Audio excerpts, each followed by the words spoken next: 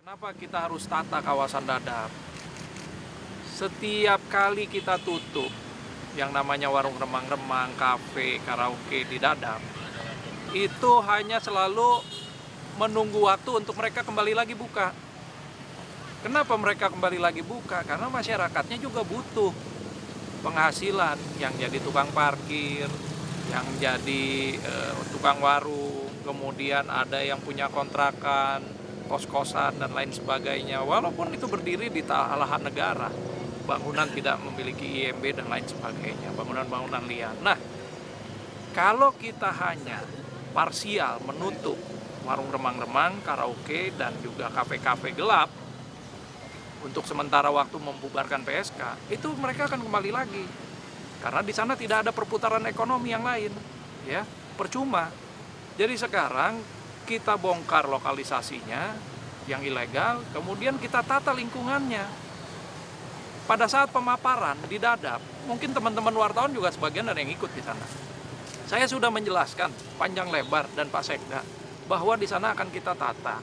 Ya, di ujung itu ada pusat kuliner dengan TPI, juga ada rusunawa dan rumah deret nelayan, kemudian ada Masjid Agung dan lain sebagainya untuk sarana prasarana masyarakat. Nah, dengan adanya TPI, pusat kuliner, kemudian Masjid Agung dan ruang terbuka hijau, ini kan bisa menjadi pemasukan dan penghasilan bagi masyarakat, agar mereka tidak lagi kembali ke urusan-urusan yang dilarang, baik oleh negara maupun oleh agama kita. Jangan ngurusin lagi urusan-urusan yang maksiat.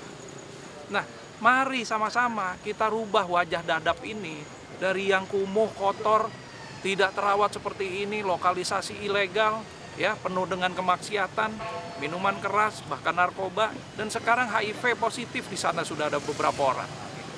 Mari kita rubah Dadap ini ke tempat yang lebih baik lagi buat mereka juga kok.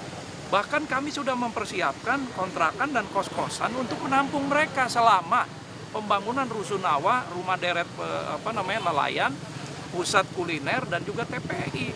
Kenapa kita harus lebarin 10 dan 20 meter? Buat jalanan di sana. Ujungnya itu buntu. Tidak bedanya dengan Muara Karang dan Muara Baru. Ujungnya buntu, nanti ada TPI, ada pusat kuliner dan lain sebagainya. Jangan lagi, sekarang saya himbau untuk masyarakat menahan diri lah, ya.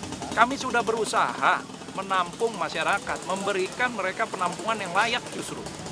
Dan kita berusaha nanti tidak akan membubarkan masyarakat di sana.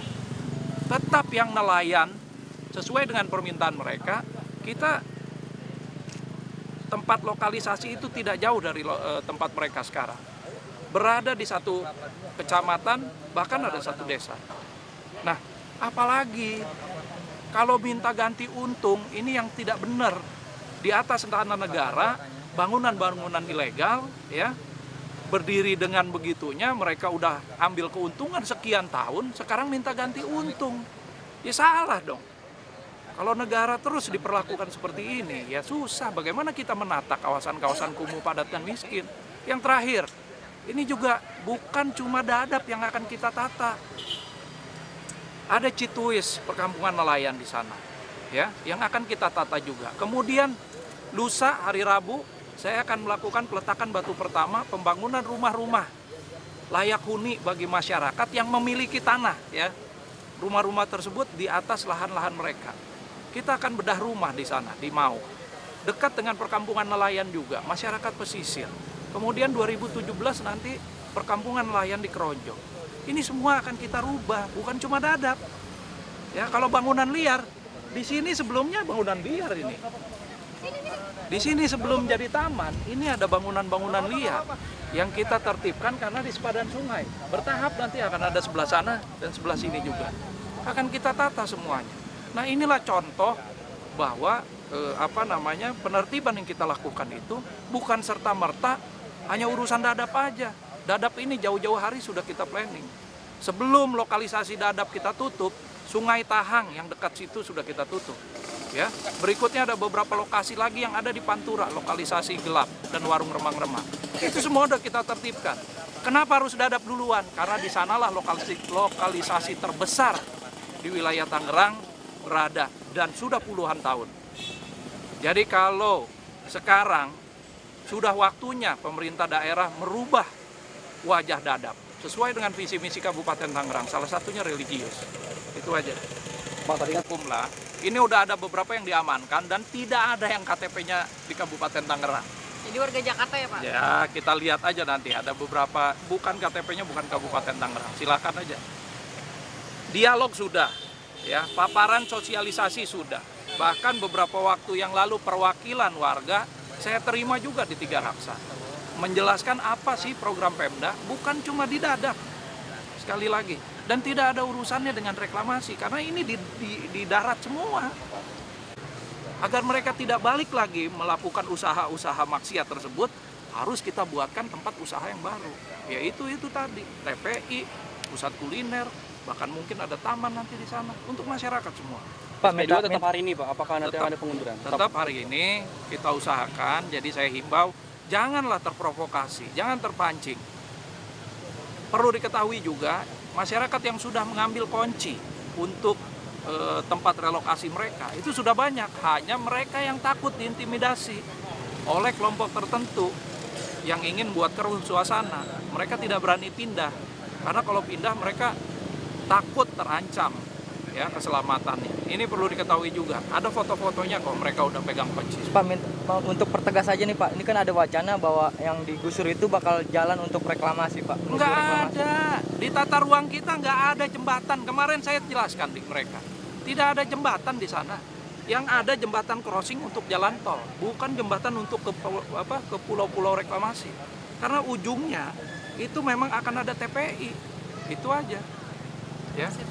Jangan dilihat ini cuma Dadap, nggak ada. Besok ada Cituis, kemudian ada Mauk, Ketapang, kemudian nanti ada Kronjo, dan itu semuanya lokasinya pesisir pantai dan perkampungan nelayan yang pada saat ini kumuh, kotor, berbau dan lain sebagainya. Pak, untuk ke depannya ini kan terjadi peristiwa seperti ini nih, bentrokan, untuk antisipasi ke depan seperti apa langkah-langkah yang bakal diambil? Saya pikir begini, perlu dipilah-pilah ya.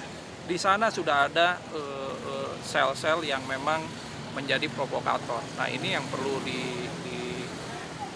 diamankan oleh petugas keamanan, oleh aparat agar mereka tidak membuat rusuh lagi. Ini kasihan masyarakatnya di sana, bisnis lumpuh, rakyatnya juga akhirnya bukan kita kan yang ini. Bukan kita yang memulai, mereka yang semuanya memulai. Padahal tuntutan mereka saya harus berpikiran jernih, berhati dingin, berlapang dada. Sekarang kita udah keinginan masyarakat sudah relokasi dan lain sebagainya udah kita penuhi. Bahkan listriknya tidak bayar 1,5 tahun. Tapi kalau begini kondisinya, artinya mereka yang merugikan diri sendiri. Ya. Ini tanah negara sekali lagi ini. Tapi tetap jadwalnya misalnya tanggal depan. Ya, tetap jadwal sesuai dengan jadwal, tidak ada perubahan. Ya, itu program yang sudah kita tetapkan kok. Sudah berkali-kali rapat koordinasi dan lain sebagainya.